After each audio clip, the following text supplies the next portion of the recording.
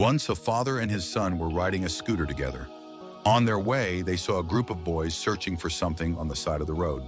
The father, curious, asked them what they were looking for.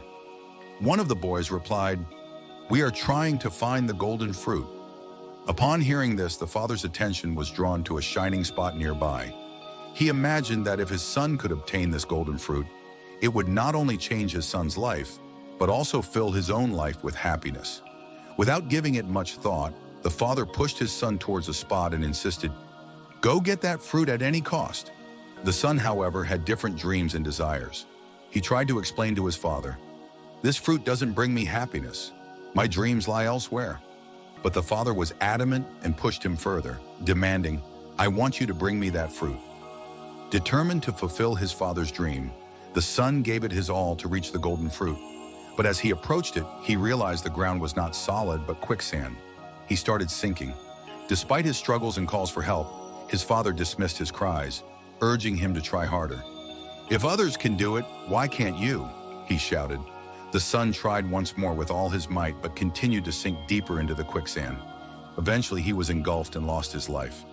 It was only then that the father realized his grave mistake. He sat there crying and shouting in despair. At that moment, a sage appeared and asked him why he was crying. The father pointed to the spot where the golden fruit supposedly was and shared his story, saying, "I did everything for my son's happiness." The sage listened attentively and then responded, "Because of that golden fruit, you lost your son. If only you had looked carefully, you would have seen there was no fruit there at all."